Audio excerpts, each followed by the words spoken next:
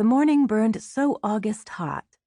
The marsh's moist breath hung the oaks and pines with fog. The palmetto's patches stood unusually quiet except for the low, slow flap of the heron's wings lifting from the lagoon. And then Kaya, only 6 at the time, heard the screen door slap. Standing on the stool, she stopped scrubbing grits from the pod and lowered it into the basin of worn-out suds. No sounds now but her own breathing. Who had left the shack? Not Ma. She never let the door slam.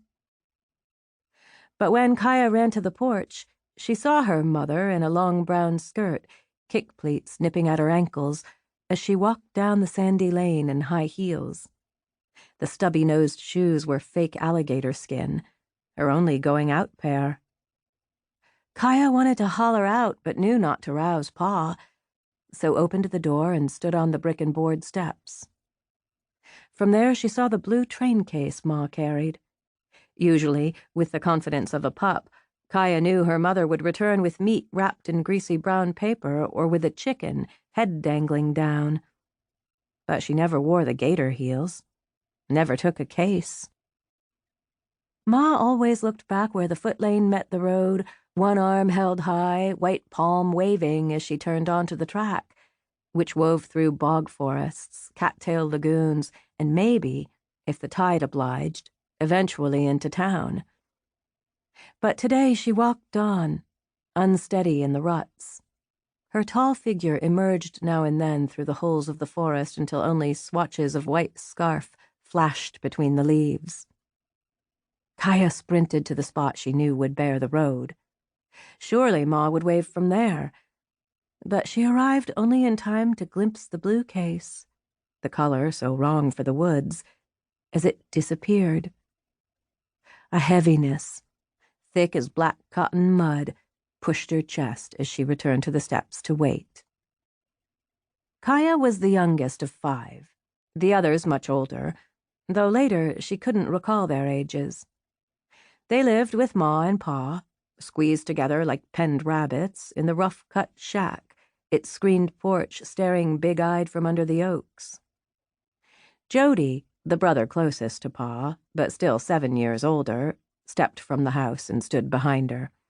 He had her same dark eyes and black hair, had taught her bird songs, star names, how to steer the boat through sawgrass. "Ma'll be back," he said. "I don't know. She's wearing her gator shoes." "Ma don't leave her kids. It ain't in 'em." "You told me that fox left her babies." "Yeah, but that vixen got her leg all tore up. She'd have starved to death if she'd have tried to feed herself and her kits. She was better off to leave 'em, heal herself up, then whelp more when she could raise 'em good. Ma ain't starving. She'll be back." Jody wasn't nearly as sure as he sounded, but said it for Kaya. Her throat tight, she whispered, "But Ma's carrying that blue case like she's going somewheres big."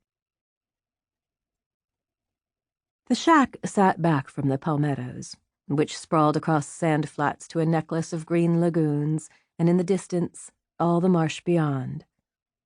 Miles of blade grass so tough it grew in salt water, interrupted only by trees so bent they wore the shape of the wind. Oak forests bunched around the other sides of the shack and sheltered the closest lagoon, its surface so rich in life it churned. Salt air and gull song drifted through the trees from the sea. Claiming territory hadn't changed much since the 1500s. The scattered marsh holdings weren't legally described, just staked out natural. A creek boundary here, a dead oak there, by renegades. A man doesn't set up a palmetto lean-to in a bog unless he's on the run from somebody or at the end of his own road. The marsh was guarded by a torn shoreline, labeled by early explorers as the graveyard of the Atlantic, because riptides, furious winds, and shallow shoals wrecked ships like paper hats along what would become the North Carolina coast. One seaman's journal read, "Ranged along the shore, but could discern no entrance. A violent storm overtook us. We were forced to get off to sea to secure ourselves and ship, and were driven by the rapidity of a strong current. The land being marshy and swamps, we returned towards our ship. Discouragement of all such as should hereafter come into those parts to settle.